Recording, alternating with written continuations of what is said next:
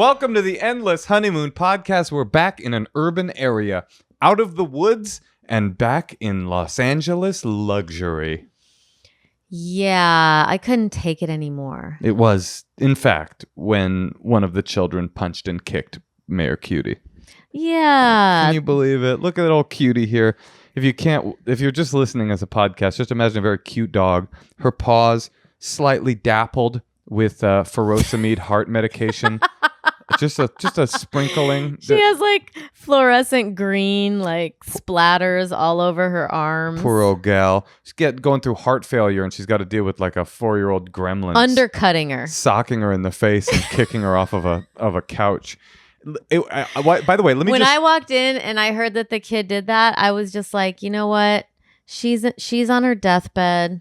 I owe it to her. Let's get out of here. Let me just say, Natasha, as your partner, that was a moment where, like that moment where you rob the bank and shoot the security officer and you tell your lover in the movie and she's like, let's get out of town. And you're like, I married the right woman. That's how I felt in that moment. When you looked at me and you were just, it was like the space between Cutie being assaulted and us beginning to pack up the truck was like 22 minutes. And Natasha was like, we're leaving. And I just felt like, you know what? That kind of decisiveness, I felt like partnership with you. Oh, thank you. That's a really nice compliment because it kind of surprised me. Oh, how decisive you were? Yeah. Because I feel like I'm a very tolerant person. Well, who could tolerate such a thing? Who could tolerate the mayor herself, who has an IMDb? This is not a regular dog. This is a dog with an IMDb page. I know. So this is a dog that's been on television. And as you know, as our listeners know, people that have been on television have a slightly, I don't want to say elevated value in the world, but they deserve the vaccine before others. Does that make sense? Yes. When are we going to get that vaccine? I'm trying to get pumped full of vax. I'm trying to get blasted. I just want to get filled with vaccine. I just want to get every hole filled. Maybe by June. I hope so. I'm trying to get out there and go back to raves. The Burning Man community is having a big debate right now because Burning Man emailed everybody and was like, if we did do an event, would you go? Can you imagine a less COVID safe? I guess no, it's outdoors. Largely outdoors, but then they all get into these like sweaty domes where they're dancing and gyrating and fucking and sharing spliffs. All these Americans smoking spliffs because they think it makes them seem more British, Remember the orgy dome? I don't remember it. I remember walking by it and nudging you and you shaking your head no. It's as much of a memory of it as I have. Well, I'm excited to check in with people. It actually is something that makes me feel happy, like talking to other people. Yeah. You mean doing the podcast? Yeah, because I feel like, how it's really fun to go through your day and have synchronicity and things happen to you and you just have this like, interesting day. Well, we're not going anywhere. I'm having very interesting days. You are? Yeah, hell yeah. Yeah. Doing what? Today, I illegally torrented the 1994 miniseries of The Stand by Stephen King. Yesterday, I rewatched for the third time the first season of Star Trek Deep Space Nine, and then later that evening, I watched Captain America: First Avenger. So yeah, no, I got a lot. There's a lot going. Do you want to talk more about that? I guess I'm talking about more like tactile experiences, not things you've watched. No, I hear you. Interactions. Things have definitely gotten more boring. And then I'm watching all my friends, not all my friends, but my friends who are still touring. And I'm just like, damn, I'm simultaneously jealous and baffled. Like, I can't imagine what that feels like to just be like, you know what? I'm just going to get on stage and see what happens. It's all good. Hopefully none of the seniors in the front row get a pneumonia case of COVID. Wait, the comedy clubs are open? Some of them are, yeah. In Arizona and Texas, all the places where they're like adopting a blindfold approach to the virus. People are straight up doing comedy again. I did not know that. When do you think we will get back on stage? I know we have a gig in Denver scheduled for September. Do you think that will happen? Where? Denver. Well, if we drove there, maybe. Outdoors? No, it's indoors. Probably not. Well, let me ask you this. listeners, if we did a live stream event of this very podcast, would be fun. Would you like to attend if we made maybe a very special episode of the Endless Honeymoon podcast where Natasha and I live streamed the event? We had some extras, some bells and whistles, and allowed you to tune into the process live. Well, maybe we could we talk to people who are like in the waiting room or in the audience? Yeah, people could. It would be real time interaction with couples. We could do a speed advice. Oh, so everybody could watch. Like if we wanted to roast somebody, yeah, everyone who is. Oh, that'd be fun. We could do speed advice. We could do couple roasting. It could be a lot of fun. I think we'll do it. Let's just do it. Natasha, we don't have a date yet, but we're going to do it. Okay, that sounds fun. You know what else sounds fun to me? What? Maybe doing a call. Yeah, let's do it. Oh, and let me say one more thing before we begin this show. To our listeners who have not yet called in, that are afraid to call in. Call in. Give us your advice needs. We would love to talk to you. I mean, but don't make up a problem. No, there has been a couple of those, which is just like a long stammering, I'm just a fan. It's like, hey, listen, I'll give you my phone number. You can call me direct. You don't know how many DMs I get, by the way, Natasha, that say, I'm a fan of yours, not Natasha's. It's constant. It's crazy. Do you get similar ones or? I delete any comments on my Instagram posts that say that you're like not attractive. I delete. What? What are you talking about? Why would you mention things that say you're not attractive? Know that you're not attractive. Yeah, I didn't. Who knew? Because I don't want your feelings to get hurt looking at my Instagram page. Is that a lot? No, I'm just saying. Why'd you pause? If I see one, I'll delete it. I get a lot of those. I'm serious. I get Natasha, wow, dog alert. I get Natasha, hey, whoa, hey, Moshe, I didn't know that you worked at the Pound. Is that where you got that dog from? I get woof woof, somebody's a dog lover. I get all kinds of stuff like that. I do constantly, and I delete them as well. I just didn't remember it until you mentioned it. But I also do the same thing. All right. Well, can we take a call? Yeah, but wait, how many of these comments are you getting? Not that many. I'm an attractive man. I like the way I look. No, I just don't want you to get in your head about like some stupid comment. I mean, people are just the internet commenter, I would say, sort of vacillates between the most clever person you've ever met, because I see some comments, I'm like, damn, this person's good. That person should make a career in comedy. And then just like the most troglodytean, like cave dwelling, sucking on a salamander for sustenance, just like moron who didn't get any jokes, just like scraping contextless jokes off of the ground and going, me no understand. It's hard to take it seriously. Why are they sucking on a salamander? Because they're like Gollum, they live in a cave and they don't have any food, so they like eat a salamander. They put the salamander in their mouth by the tail, and then they put the teeth into the tail, and then they pull it off, so it's just a skeleton. But toss a skeleton? Have you ever? Sometimes I go to Ivanka's page and I look at everyone who says mean comments to her, and it's kind of funny. To you because you don't like Ivanka, or ways they're saying it's just funny to roast, someone, and it's funny to see it publicly. Well, it is. So maybe people think that when they're roasting you, people are enjoying it. Well, we've all had the experience. Haven't you had the experience where somebody's like trolling you and trolling you and trolling you, and then you're like, fuck off, or some version of I'm gonna block you, and then they're going, dude, I'm a big fan. Right. Have you ever had that? I don't respond. Engage. When I used to engage with trolls more, that's very common. You go back and forth, back and forth, back and forth, and at the end they're like, hey man, I'm a fan. It's like, what? This is how you express your fandom? Is just by saying something mean, trying to get some attention? What's behind that? Attention seeking. People are bored and lonely and isolated, and they just want to. They now have an ability to reach out to literally every person. Like I could find a way to get Brad Pitt to read something mean about him if I really want. I don't think he's on social media, but you know what I'm saying? Any celebrity, if I went into their comments and said enough comments, eventually I would know Armie Hammer knows that I said you like chewing on human skin. Eventually he'd get there and be like, what the fuck? Why is he saying that? That's a crazy level of ability to touch. What do you think of this Armie Hammer stuff? Well, I had a thought about it. Do you think that he could still get pussy being a cannibal?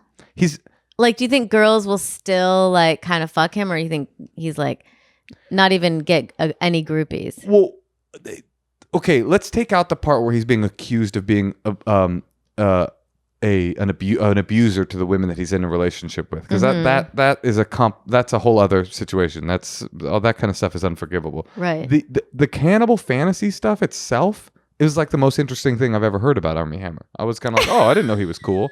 Like he's not actually a cannibal. He doesn't eat humans. No. He's got like a fantasy life where that's part of the fantasy. I think you need to go into a deep dive, honey. Do I? Yeah. Okay. Why? Well, What would I learn? You would learn that there's like threats involved, and That's what I'm saying. Fear-based. No, that's what I'm saying. I'm trying to discuss this. Maybe this is predatory. Okay, maybe this conversation can't be had by taking out the part where he was being accused of being abusive. Maybe that's impossible. You just think he's square and you like goth stuff. No, all I mean is all of this like pearl clutching about a person who has DMs where he's like, oh, doing some kind of deep freak role play, like just certainly beyond what I find sexually arousing. Oh, that could be role play? Yeah, he's not actually a human eating human being. I don't think. I mean, if that comes out, that's even worse than being an abuser. Oh, so it's not like will one day be Hannibal Lecter. It's that he thinks it's hot and horny. His fantasy world is like, yeah, I'm a big bad cannibal. I'm gonna eat you up. I'll eat your skin. I'll drink your blood. I mean, I know people like that. You do? Sure. Have you ever had sex with someone like that? Yeah, I don't know if I ever told this story on this podcast. It was I feel like I must have, because it's one of my better stories. But I know you love my stories too. But this girl I was with early on in my move to Los Angeles, she was really hardcore, and she was like a like Hollywood Boulevard like punk, big hair and safety pin through her. Did she want to eat your skin? She wanted me to put a cigarette out on her while we had sex. But that's real. That is real. Yeah, so that's different. This is like someone saying they're going to like bite you. Okay, you. Fine. I knew another girl. I knew another girl who we hooked up once, and it was kind of mediocre, the sex. And she came back to me a little while later and was like, "Sorry, I wasn't that into it. The truth is, and I'm embarrassed to admit this, the only way I can really get like hot and horny is doing brother-sister role play." She told you that? Yeah. So, I mean, I don't know. I mean, it's not my thing, but I'm like, is it? I just know that people, you can't really judge people what turns people on, because what turns people on is so many. I mean, unless it's action in terms of like fantasy. But also, you should, like I said, you should do a deep dive. Right. Because there also seems like there's some pedo action. Well, that I feel like you can judge, yeah. I just feel like this whole thing, like, I'm a cannibal, I want to eat your skin, it doesn't feel like... It's not literal. It doesn't feel literal. It feels like a weird power play thing. But again, I don't know the full story, and I'm sure he's a bad person, allegedly. I don't know anything. What do I know? All I know is that the man from a baking soda fortune became a movie star and got canceled because he wanted to eat human beings, which is quite a tale. Okay, let's take a call. Baking soda fortune. It's true. I know. How the fuck, by the way, how did the Arm and Hammer company name their kid Armie? It's just like, that's like the Coca-Cola family calling their kid like Cokie? a cola or Cokie. It's just like, why would you can you make Coca-Cola? Well, maybe that's the family name. Armie? Armand. And then Armie is short for Armand. So he's like Armand Jr. There's been a long line of Armands, and then Armand, the original Armand was like, I'll call my company Arm and Hammer. Right. And the original Armand in the 20s probably was called Armie by his blokes. So it was never Arm and Hammer. It was a play on the name Armie Hammer. Armand Hammer. This is funny that we're pontificating on this when it's definitely Googleable. We could just find out if this is true. We're like, what if... Well, honey, can we please take a call? Because these people are on the East Coast. Let's do it.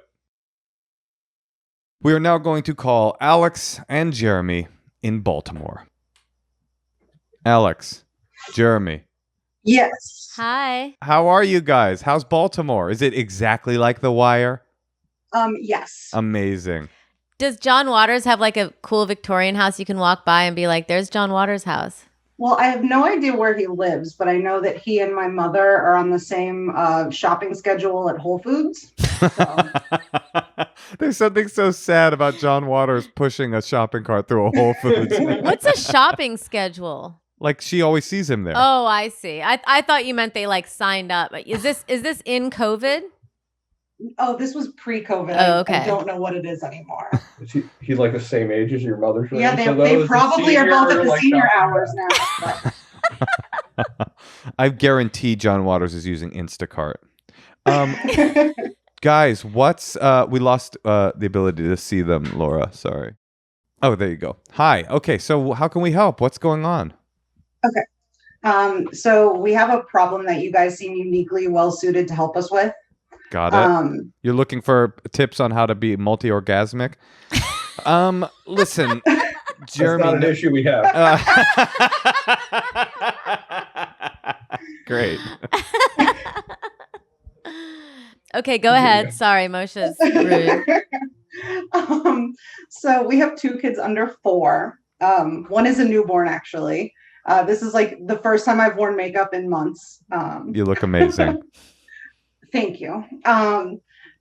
So ever since we started dating, Jeremy has mentioned that he really wants to go to Burning Man, like the big burn in the desert. Got it. He's taken me to some of the smaller regional burns, and I went in super skeptical, had like a mixed reaction to them, but like ultimately had a pretty good time. But I think that the idea of going to Burning Man when you have a little kid is kind of nuts. And you know, when we talk about this with friends of ours who also go to burns, they say, oh, just bring your kids, which seems like the worst idea I ever heard. So I wonder kind of how you guys have dealt with this, because I know, Moshe, you've mentioned your love of Burning Man. Well, what you're about to experience, guys, is what I would call a classic Leggero Casher split. And the responses to this quandary are going to be very different. I have a very different opinion than Natasha. So Natasha, why don't you go first? Well, if Burning Man ever comes back in maybe 2 years, I would say if my kid was 5 and I had the right infrastructure and it was like actually, I don't know. But definitely like wait till 5, I think. Well, I was thinking just the other... Oh, because sometimes the heat is really bad. So it's like they can't... For the record, I did not propose bringing the children to Burning Man. That was not the argument. It's me going. Yeah. Oh, you going with... Oh, I see. Oh, let him go. Oh, you want to go without... You're wondering whether he can go without you.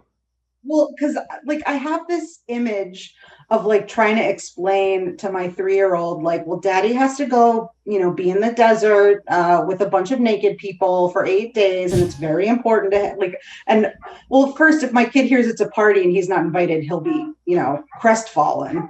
So I don't know. It seems like a hard thing to explain to a kid.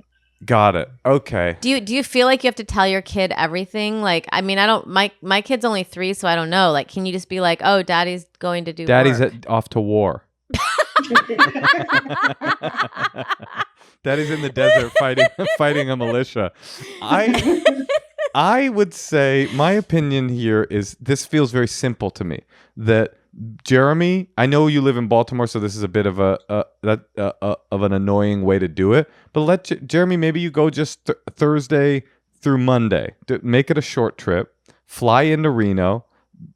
Spend the money to be able to like pick up an RV or something there to, you know, a little bit of a like weekend warrior situation. And then when you get home, Alex, is that right? Alex? Yeah.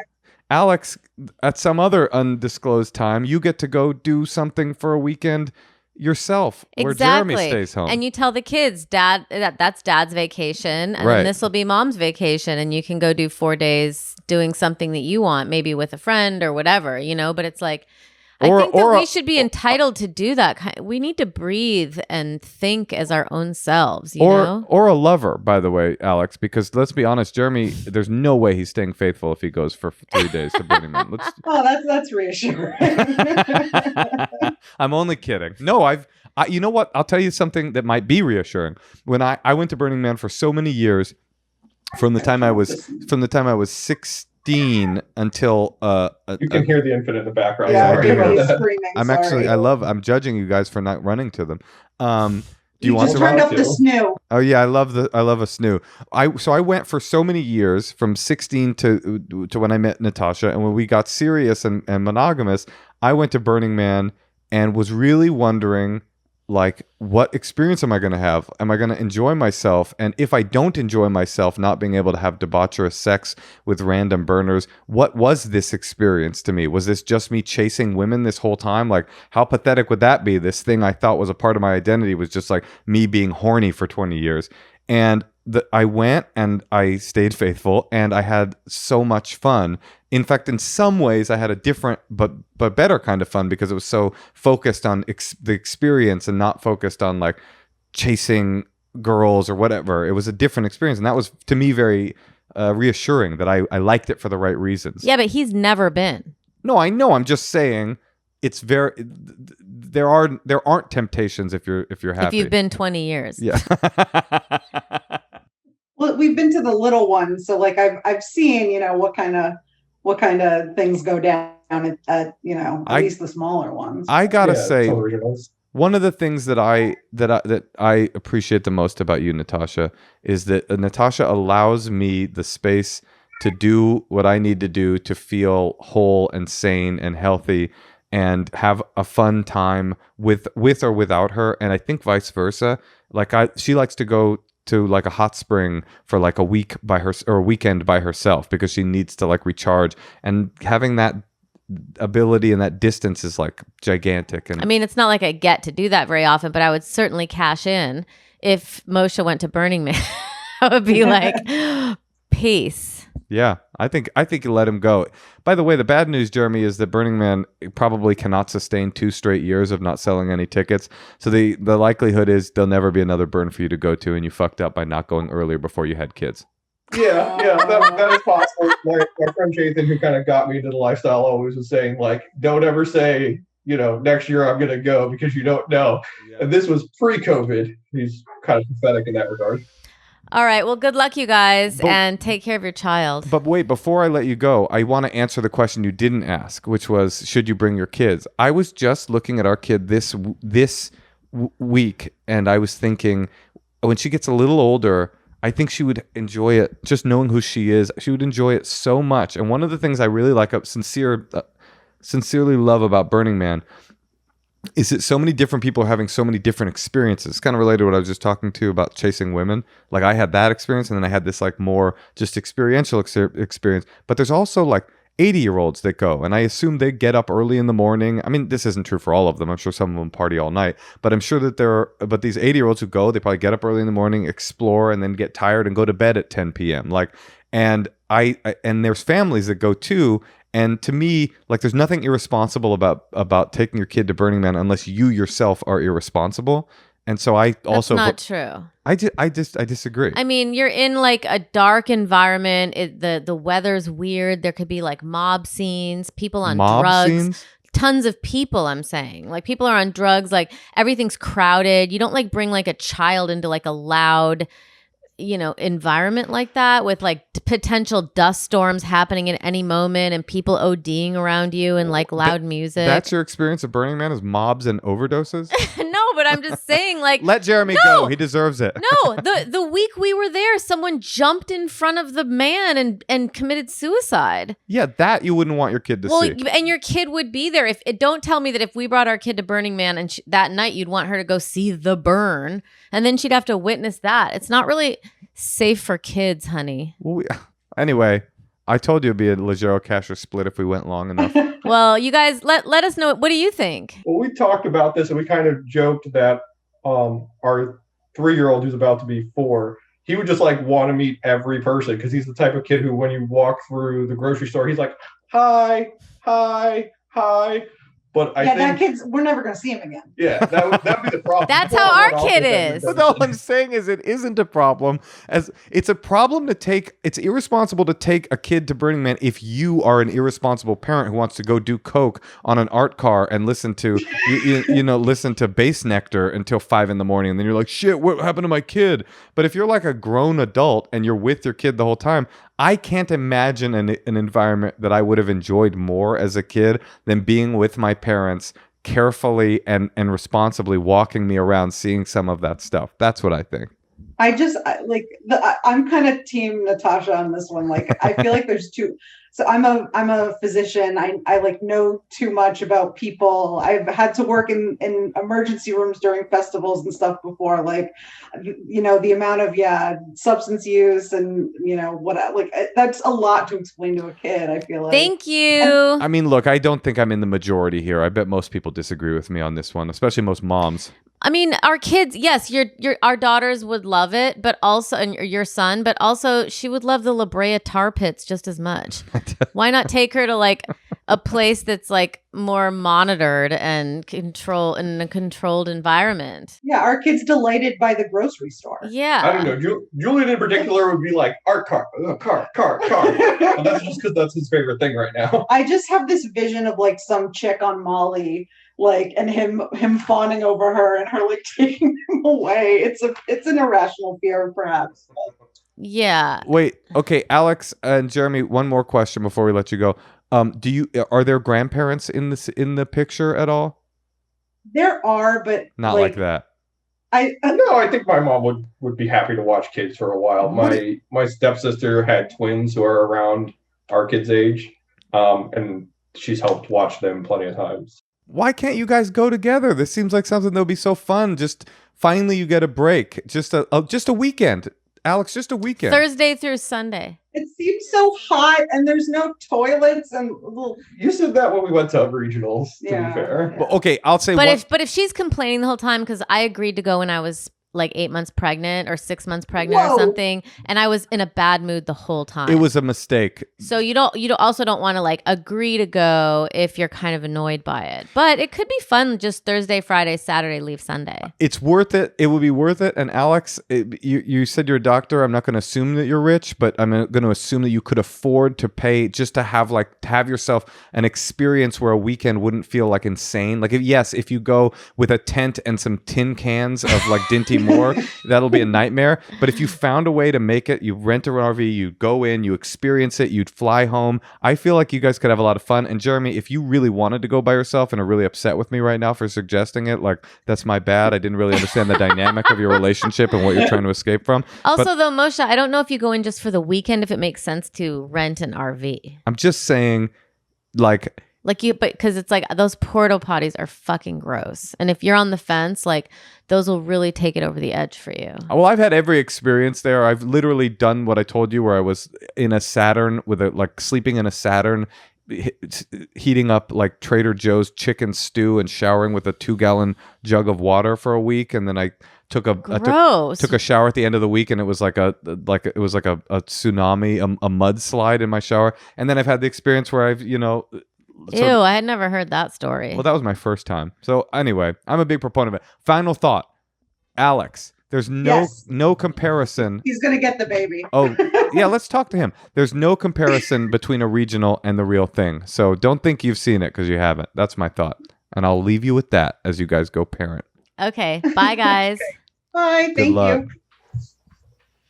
I think it's nice that people have their own lives. I agree.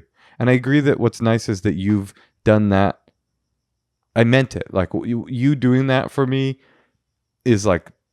I still get annoyed when you go surfing and I have to like stay home and watch the child. But I want you to go do whatever you want to do. And it's so important, I think, for the health of our relationship and also for just general personal health, for you to go away, for me to go away, for us to take time when we need to. I just think that's huge. Right. But right now that's not really on the table. And thus, and as you have noticed, we have suffered as a result. Yeah, I think that women are suffering more. Do you think so? Yeah. I have been reading about that lately. Why do you think women are suffering more? Because the majority of like running the house and the child care and making sure the kid is stimulated and everyone's fed and the groceries are bought and everything's like organized and it's like a lot to do, and then also try to work and be creative and then not have any help with your kid. But what do you mean not have any? Oh, when I'm gone? Yeah, like it's kind of a full-time job taking care of a kid. Yeah, but we split it. I know. You don't think so, huh? Okay. No, I do. What do you think? Should we listen to some secrets? Yeah. Hey, Moshe. Hey, Natasha. I have a secret. Actually, I have a couple secrets. They're both involving my dog. So, when I lived with my roommate, he was making his anniversary dinner for him and his girlfriend, and he made a filet. I'm not sure how to cook meat. I'm a vegetarian. I've never done it.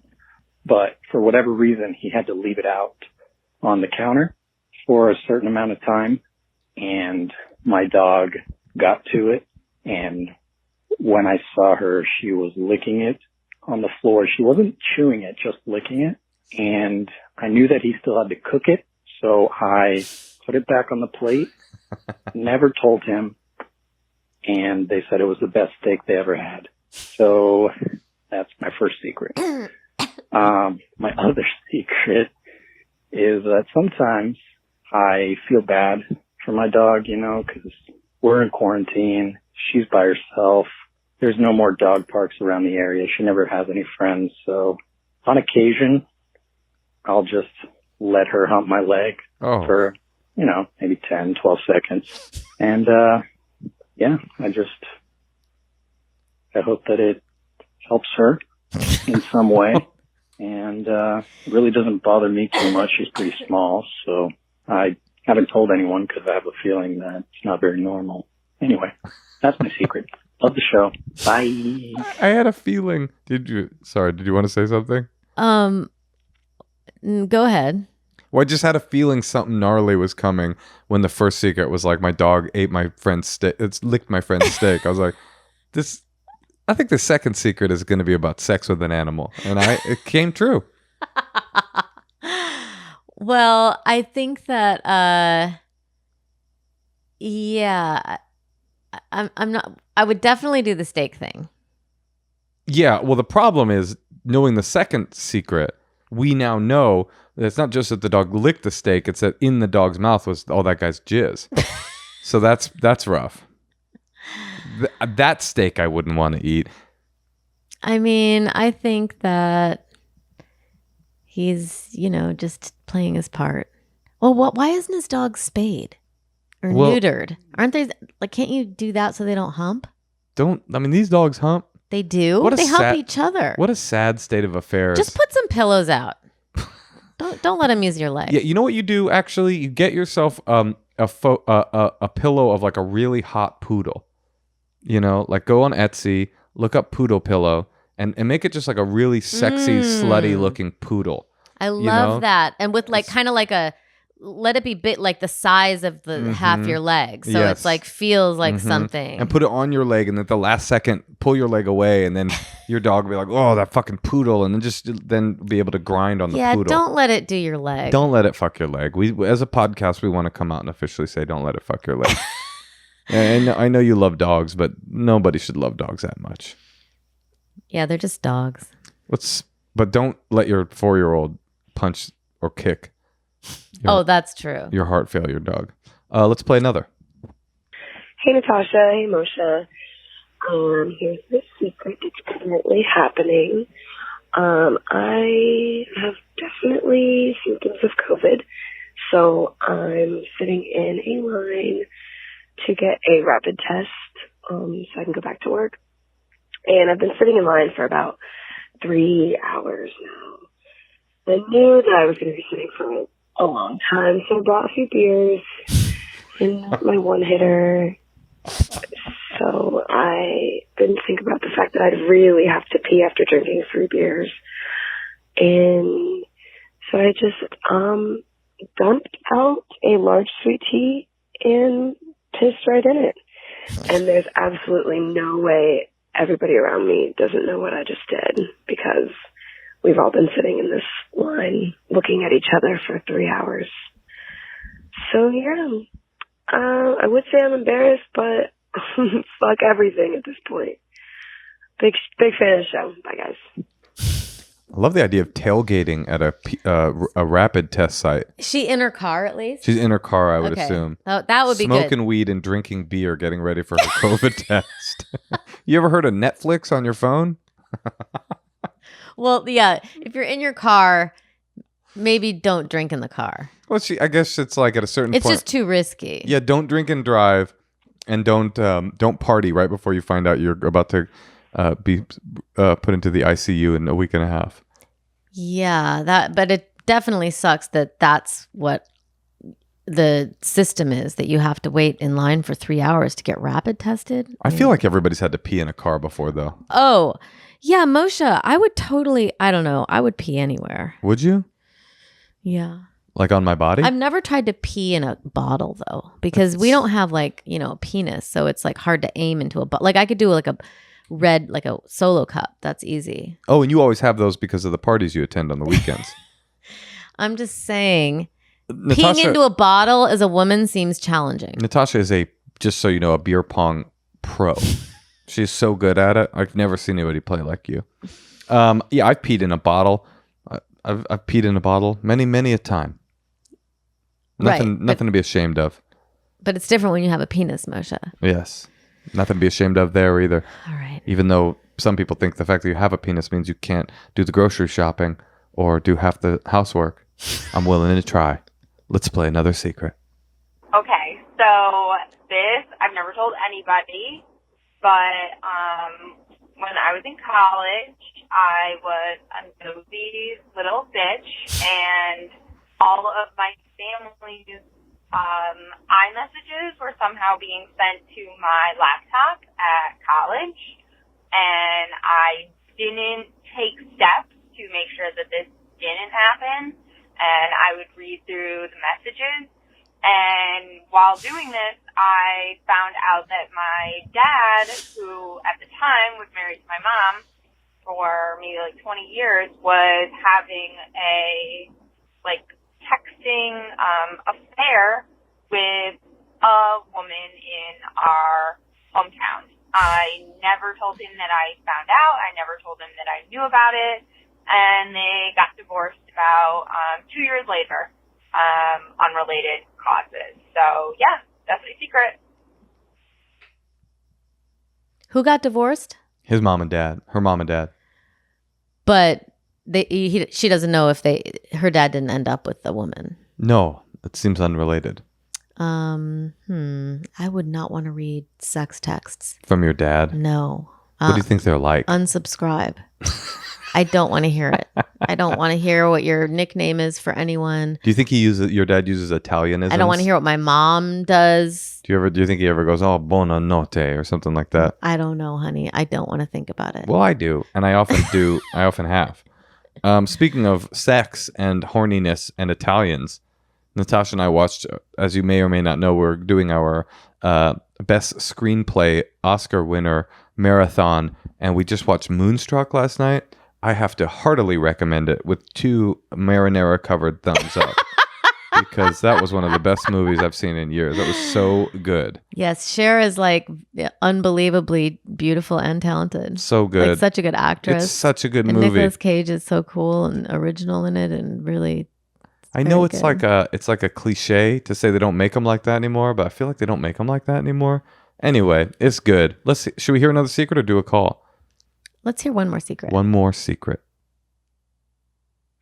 Hello, Moshe and Marie Antoinette.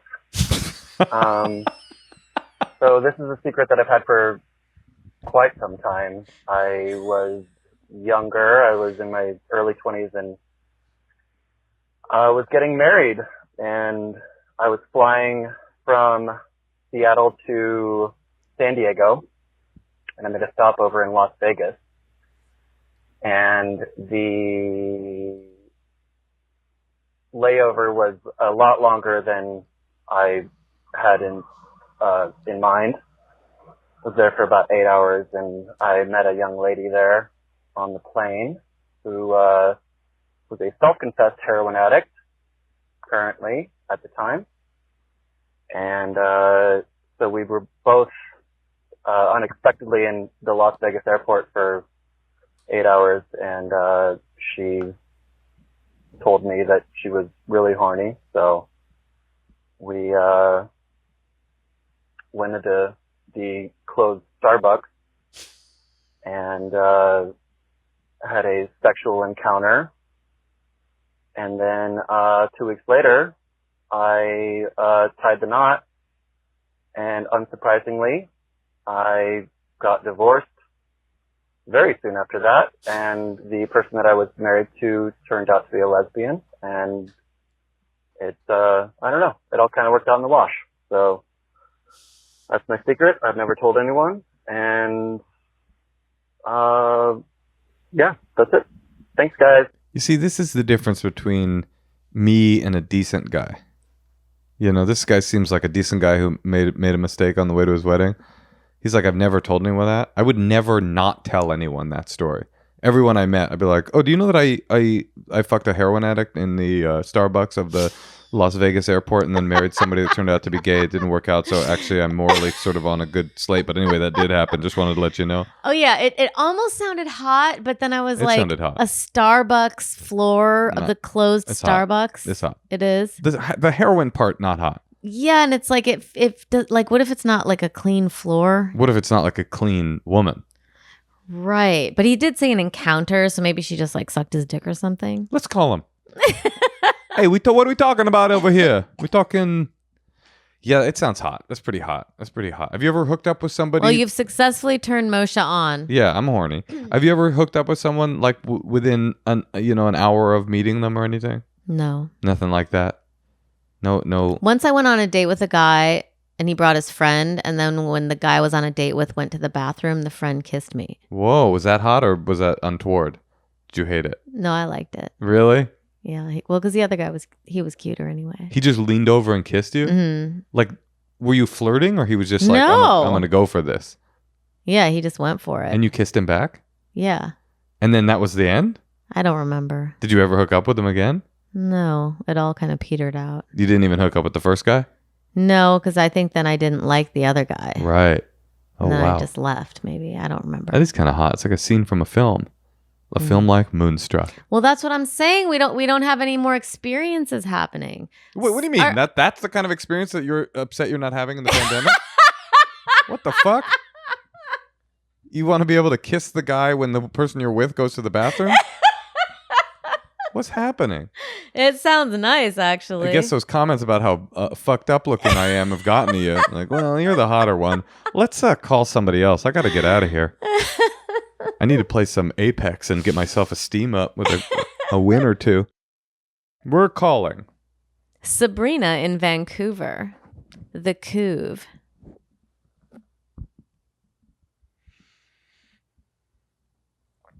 Really a jewel. It is a beautiful place. The boats, the they've got a good air, they've the got a good food. comedy club in Vancouver. The people are nice. Last time I did comedy in Vancouver, it was so much fun. I've never not had fun doing comedy in Vancouver. Everyone's like Good laughers, beautiful. I rented maybe we should move to Canada. That's a great idea. They have surfing. They do? Cold ocean though. I rented an electric bike and I took it with Andrew Michon, who was opening for me that weekend. We took it all around this beautiful lake. There's like a rainforest in the city. I mean, it's like gorgeous there. God, let's move to Canada. You think they'd take us? They probably would. The winters are harsh. But not We're gonna Vancouver. have Sabrina on the show, and she's from Canada, and Not the Sabrina from Canada that we're right. We're currently calling not another able Sabrina to from connect to. Canada. But Sabrina Jalise is coming on, who's a great comedian. Sabrina. Yes. Oh, hello. you see us. Hi. Sabrina. I do. How likely is it that the Trudeau government would allow Natasha and I to make Aliyah to Canada? I may have some pull in that. Oh, I can't amazing. specifically say what my job is, but But you Maybe. do work for Customs and Immigration Enforcement. Okay, great. Well, this could work out. Let's see if we can help you, and then maybe you can help us. let's work on that. Yeah. Okay. By the way, doesn't she look like a Vancouver? Like everybody in Vancouver is like strong and beautiful. Don't you feel like? I just feel like here in America we're like we're underfed. Our nutrients they're all additives. You know. They all look kind of like outdoors types. Yes, they all look like they got off of a Viking ship at some Ruddy. point. Yeah, ruddy and beautiful. But like perfect. Yeah. Well, anyway, what help could you possibly need?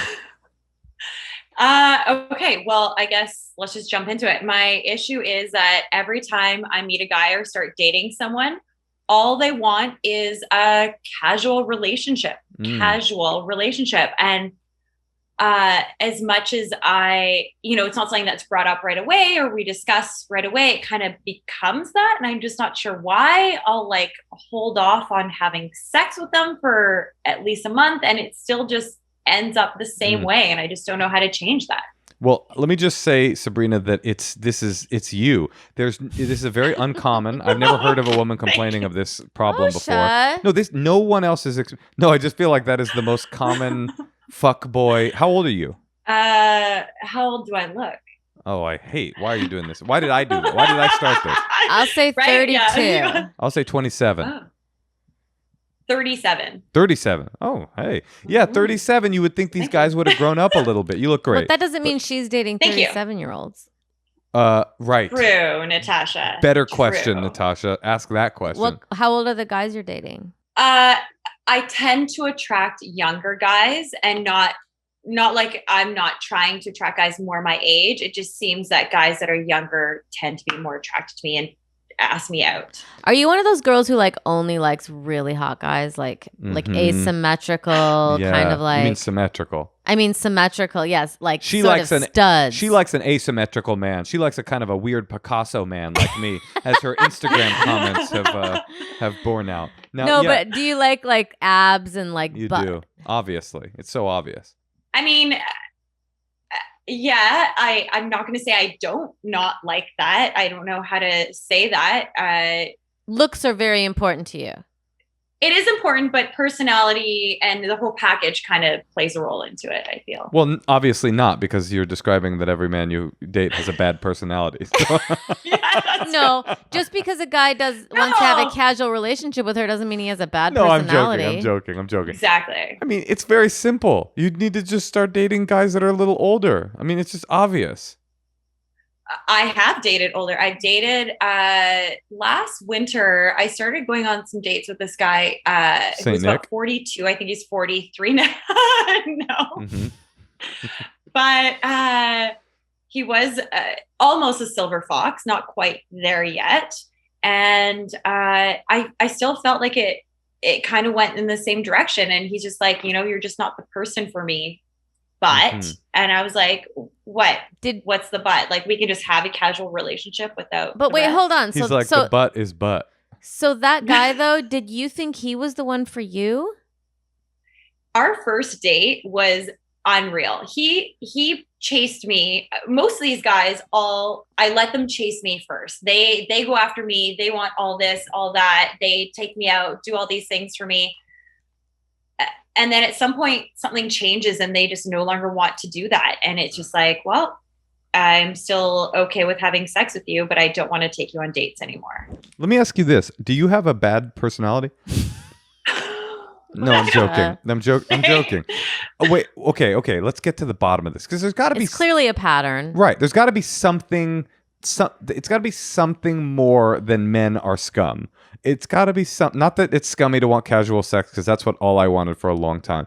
But when it's 10 men deep, it's got to be about your picker, right? Less about men and more about the men that you are going for. Because you're obviously beautiful and you're smart and funny and have a good sense of humor. So it's not like you're having a difficult time. It's difficult for you to find someone. There's got to be something that where do you find men? Where do these men that chase after you and lavish you with gifts find you?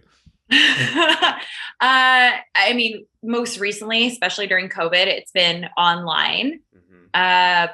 But I have dated guys through work, because I'm in a male dominated industry.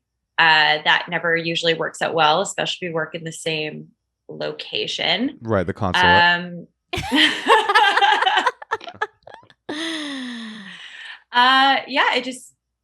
And then prior to that, I've met through friends or at bars. I've been stopped on the street and asked out. And always the same pattern. Always ends up with So it does feel like it's me, Moshe. Maybe I do have a bad personality. No, but it's not a bad personality. I was joking about that. But it seems like you maybe do have a bad picker, which is a thing. That's a real thing. And I feel like there's ways around that. What do you think, Natasha? I mean, I feel like I would have to know you more to like find out, because is there anything that we don't know? Or do you know what you want? That's a good question. I mean, I think I know what I want. As I said, I'm 37. I live on my own. I have a great job. I have a great life. I have really good relationships around me. My parents have been together almost 45 years. My brother's been married I'm Canadian. For 2 years now. I'm sort of perfect. Yeah. I'm tall, 5'10", blonde hair. So do you want to get married? Do you want to get married? I would like to have someone committed to me to the point where they want to have that kind of marriage. I don't necessarily need a wedding or anything. But even your language, you're like, I'd like to have someone committed to me. Like you want to, like it's like I think you need to think about like how you see your life. Like, do you want a partner? Do you want kids? Do you want a family? And if you really do, you should think about that. And Natasha, like I've listened to you a lot about you freezing your eggs, and I've actually started the process of that. I'm 37. I think you're around the same age when you did yours. Yeah.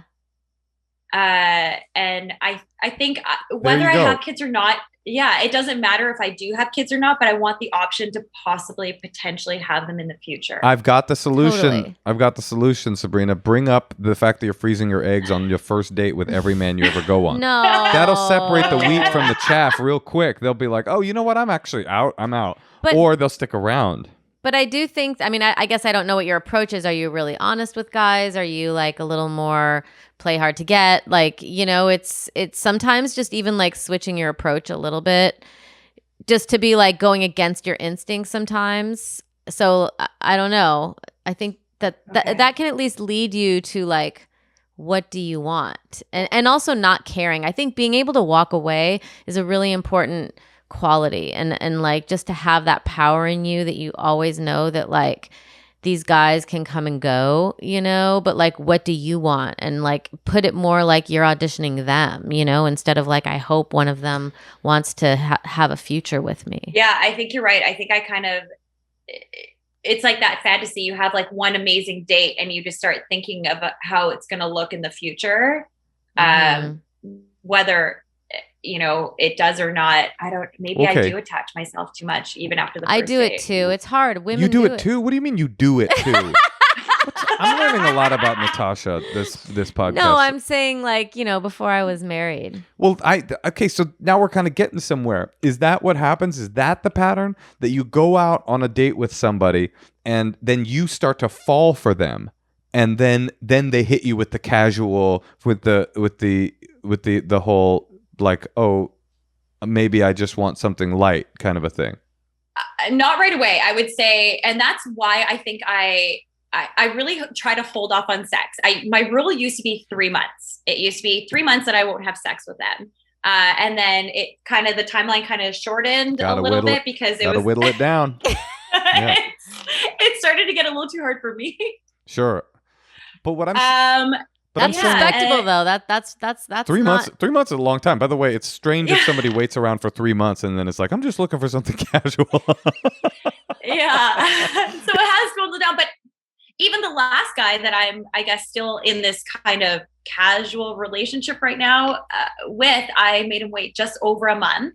And within that first few weeks, I was going on dates with other guys, so I wasn't super committed to just him, but he chased me, messaged me, wanted to see me, left me flowers on my door, like did everything possible, and then finally wore me down to the point where I felt comfortable and had sex with him, and then it was like he pulled back. Well, that's a shitty thing to do, and unfortunately, it seems sort of common. A lot of that happens. Guys do that. It's a thing. But I guess I'm more. Why? Why do they do that? Why? Because they realize like they weren't in it because they wanted something serious in the first place. They were horny for you, and sometimes you can get so horny for someone that you almost convince yourself that you have feelings for them. This is true. Bad news. You can go like, oh, I think maybe I like them, and then you have sex and you're like, okay, like my feelings weren't there, whatever. But whatever on that. The question to me is like maybe what you need to do is like change. It's very delicate because you don't want to be the person that's going on a date saying I'm looking for something serious when the moment you sit down, because there's no bigger turnoff on earth than that. But maybe it's about like don't mention kids on the first date. And freezing my eggs. But maybe it is about like finding a way to stop the process before, because it sounds to me, tell me if I'm wrong, it sounds to me like the pattern here is you go on a date, you go on a few dates, you go out for a while, and then you fall for the person, and then you have sex, and then you have the conversation about whether or not they want to be serious. Yeah, and whether it's a conversation or not, it's like they can just tell that's kind of how I'm feeling, and even if I don't bring it up, they start to bring it up. But what I'm saying is that for what you want, Sabrina, for what you want in your life, because casual sex is great for people that want casual sex, but sort of having the fact that something is casual sprung on you the moment after you've had sex isn't great. So it's like, why aren't these conversations happening beforehand? It sounds like the timeline is off. The timeline isn't after we have sex, let's talk about whether or not this is serious. It should be, let's talk about whether or not, because it sounds, again, this is just my quick read. You're all in this like, I've got rules. I'm trying to find a way to rule myself into snagging someone emotionally. But that's not how you get someone emotionally. You get someone emotionally by communicating with that person. And if you have a conversation after you go on a few dates and things seem like they have promise, where you say, hey, just so you know, maybe it's time for you to start having the conversation. I'm not looking for anything casual. I'm not waiting around for you to tell me it's casual. And you said something earlier where you go, they can tell that I'm not looking for anything casual. Why are they having to intuit or pick up clues about what you want emotionally? By the time you have sex with them, why have you already had the conversation? What I'm interested in is something a little bit more serious. Is that what you're interested in? But that's so hard. How can anyone know if they're interested in something serious with someone before they know them? You have to get to know someone before you know. But I'm suggesting you go out for a while, and instead of at the end of the go out for the while, you're like, okay, I'm now ready to fuck you. And then we can have a conversation about where you're at emotionally. Switching the order there. You go out for a while. When it feels like something is going well, then you say, wow, this is feeling good to me. How's it feeling to you? Because I want something that's like a partnership, not so much casual sex. What are you interested in? And then he'll say, I guarantee it. If you spring it like that, the guy will say, unless he's a monster. There are monsters out there. But unless he's a monster, he'll probably, if he's not into you, will panic and go, I'm not really interested in anything but casual. And then you can go, well, that's great. God bless. Walk freely into the British Columbian rainforests. And then you can get on with your life. Or they'll say, I'm really feeling it. And then you can have sex. And then sometimes it won't work. Sometimes after the sex, they'll still say, you know what? I misread my own emotions. But at least you'll have more like communication up front, and you'll kind of more know what you're getting yourself into.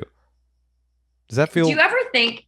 Yeah, no, I definitely agree, and I think that's a good conversation to have prior to even having sex. So we like, instead of just saying, when they ask me why are you waiting, kind of saying, well, I like to protect my feelings, or I'm just not that comfortable yet. And maybe just saying, because I'm looking for something not casual, and I just want to make sure you're the right one. I don't know, but do you ever think that it could change? Like, say someone is potentially no, okay. The what could change? That eventually he'll decide he doesn't want something casual.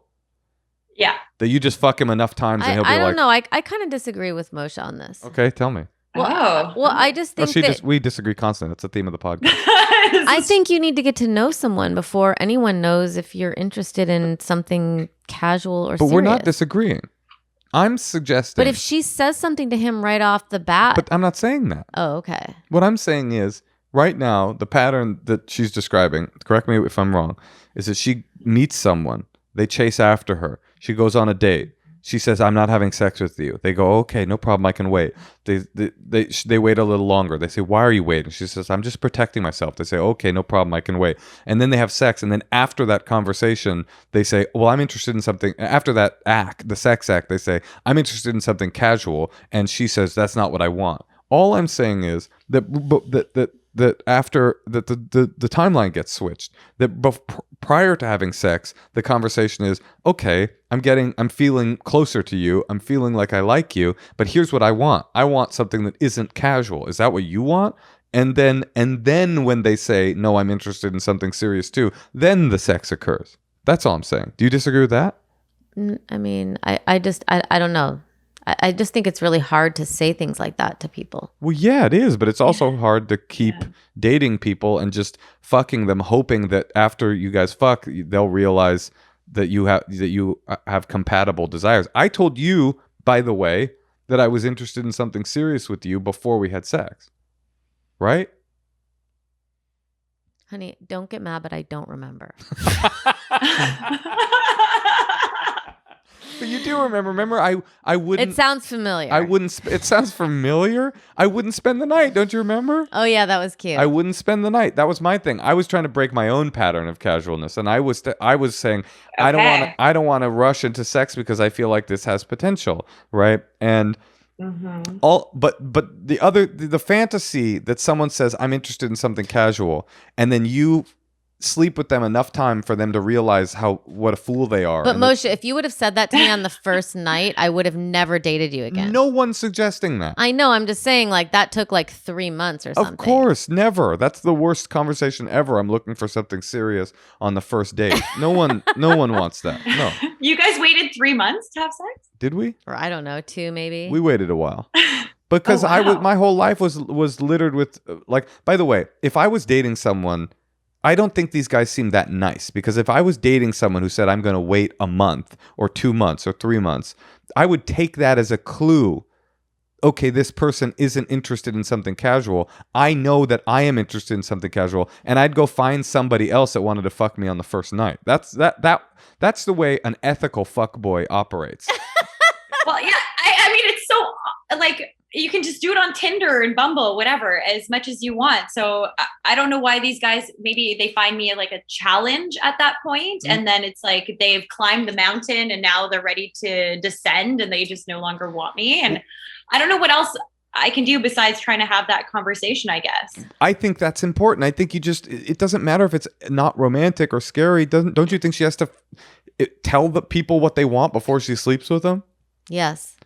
But I also think that like men, especially younger guys, everyone thinks that they're like maybe have a chance to date Emma Stone or something. You know, like they all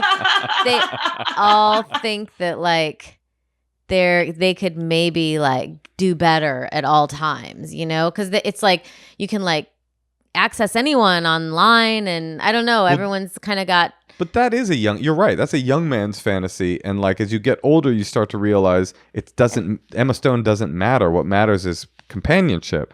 And like, that's why I think like your anecdotal evidence of I just dated a silver fox is meaningless to me. What I'm saying is like, maybe it's time to start changing your search parameters to only dating guys that are a little bit older, because guys that are a little bit older are more likely to not be like, not to say no young man wants a partner, but I just feel like as I got older, I started to realize like I'd had all the casual sex that a person could have, and it was fun and awesome, but essentially, eventually sort of meaningless. And it was the same experience over and over again. So I realized that my values had changed. And like, I just feel like dating 28-year-olds, you're probably going to get 28-year-old results. And also, it's not even about age. It's about dating people who share interests with you, you know, like hobbies. What are you guys going to do together? What are you going to talk about? Like, what are some of your passions? Like, maybe it's your work or whatever it is. Like, who do you want to, you know, what do you want to talk about all day? You know, I mean, maybe I'm lucky because I'm married to a comedian and we're both comedians, and, you know, but it's like, who do you want to spend your day with? I have a question, Sabrina. That's a great point, and I totally agree. Yeah. And it's kind of related, my question. Are you, in fact, gobsmacked every time these guys reveal this wild reality that they want something casual? Are you like, I can't believe it. All of the clues were suggesting that you were interested in a long-term partnership, and I'm taken aback. Or are you a little bit like, damn it, I knew it? Okay. No, yes, not completely gobsmacked, because I feel like it's happened multiple times now. Like you said, it's a pattern. I think the first couple times I was probably a little more shocked, but then I tried to pull back and hold my emotions back and hold back even more every time. And then these guys just keep chasing me and breaking down my walls. And then eventually I'm just like, okay, this is me. Here I am. And they're like, oh, actually, no, I don't want this anymore. That's not what I ordered. Everything you're saying, I mean, you're very smart, and we both like you. But like everything you're saying to me is like feeling off. Like because these guys are telling me they don't. I want something deep and meaningful with these guys. So I am, in order to get that, I'm going to withhold who I actually am from them, keep my real emotions a secret, keep them compartmentalized so that I don't get hurt, in the hopes that it will evolve into something that's emotionally meaningful and connected. It's like, well, of course not. That's not how you start a relationship that's connected and emotional, by playing some weird game like, okay, I'm at the 3-month mark. I've got an advent calendar where I'm marking off when I can fuck them. I never let them know who I really am. I keep that a secret, and then hope that the sex act will make them like go like, oh, I love you. It's just like none of this is feeling like the road to a successful relationship. I'm just delaying the inevitable, basically, by doing that. No, it's like, isn't the way that you connect to somebody by being your true, honest, authentic self, and fucking them when you want to fuck them, and not fucking them when you don't, but by telling them who you are and not by hiding who you are? Isn't that the way? So are you saying, yeah, if I tell them right away that this is what I want and being my true, authentic self, I can have sex with them on the first date? That to me, honestly, sounds like a better and more I'm just an amateur here, but it sounds like a more authentic and honest romantic connection than pretending to be someone else and then at the 1-month mark fucking them without ever having revealed yourself to them. It sounds more healthy. Also, too, there's too much plotting happening. Yes. You have to just like less plotting, more just trying to meet someone that you might have something in common with. And if you feel like taking that to sex, take it to sex, and then see where that leads you, and take each step and see if there's someone that you want to be with in a month. They might do something that you don't like, Totally. So I just think agree. you need to switch it up a little bit. You might have bad instincts, and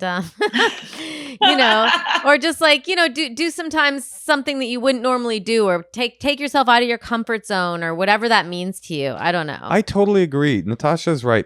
Plotting. It sounds like you're trying to game your way into long-lasting love, and that's not how it works. Like, being your real self is the way. It's not making arbitrary rules. It's not like doing a smoke screen and then revealing yourself right after you guys fuck. It's about like being yourself the whole time, and who you are is really awesome. We like you already, and we just met you. Okay, we have to go. So you really like me, but you gotta go. No, I think that's great. I think I'm gonna take that on. I'm gonna change my age parameters on my dating apps. I think that's smart. No more 28-year-olds. And yeah, if it feels right in the moment, just as long as I'm being honest and not trying to plot it, I'm not going to try to withhold and just like trying to make that 1 month or 3 month mark. You're auditioning them too. It's not about like whether or not they accept you. Right. It's about like who you want to be with, and how does someone make you feel when you're hanging out with them, and how can you know that on the first night? It's only, I mean, I'm still learning new things about Moshe, and not all positive. Starting month 11 of the pandemic. But by the way, exactly what Natasha's saying. Sex is not a prize that you grant someone for waiting around long enough. Sex is something that you share with somebody because you feel a connection with them, or because you're horny for them, but it's not some like thing you lock up until they stick around long enough to you're like, got him. It's just, that doesn't feel right. will you keep in touch with us and let us know how it goes? Call us in 6 months. Yes. I'm hoping I have a good update at that point. I would love that. Or there'll be more information. More will be revealed. Okay, good luck. Okay, good luck, Sabrina. Thank you guys. I love you both so much. Thank Love you too. Bye, Bye-bye. Sabrina. Bye. She was so cute.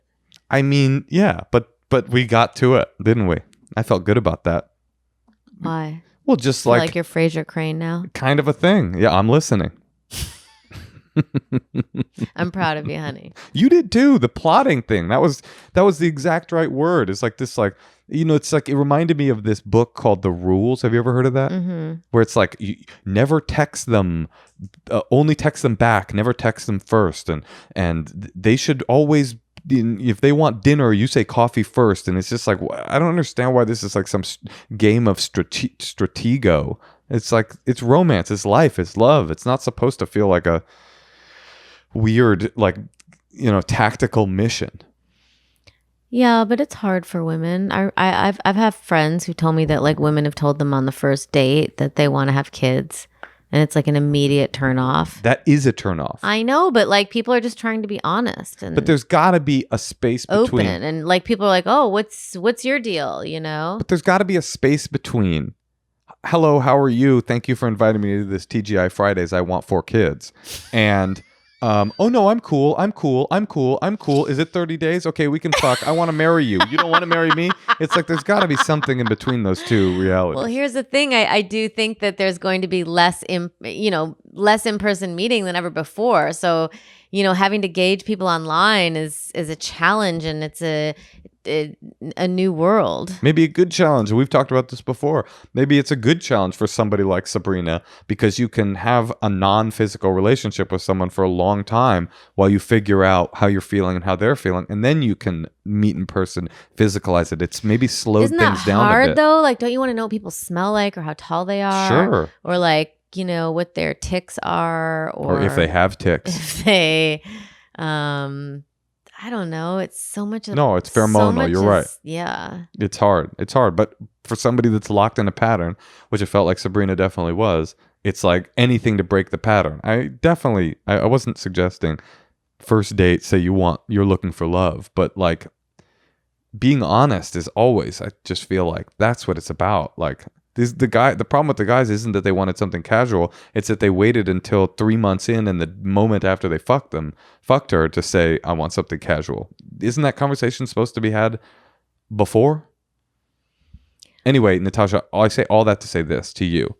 I'm looking for something casual with you. Wait, can we just go casual after the pandemic? Yeah, that's fine. We've spent a little too much time with each other. If you're spending a little bit too much time with your partner and you want some advice or just some sex advice or any kind of advice, actually, life advice, anything at all. Hey, if you want us to take sides. We will. We will side with you depending on who you are. Give us a call at 213-222-8608 for your secrets, or email us at endlesshoneymoonpod@gmail.com. You can follow us at Endless Honeymoon Pod on Instagram. And as always, you can go to apple.co/Endless Honeymoon. 5-star us, rate us, subscribe, tell a friend. Subscribe to our YouTube. Yeah, do it. We love you. Because the more people that subscribe, the better it is for us. Well, the more we can get the word out and do our live stream. Yeah, let's do that live stream. Tell a friend about the podcast if you're a fan. Tell them I'd listen to this great podcast. And these two, they don't even seem like they like each other, but they give great advice. Natasha, I don't just like you. I love you. I love you too.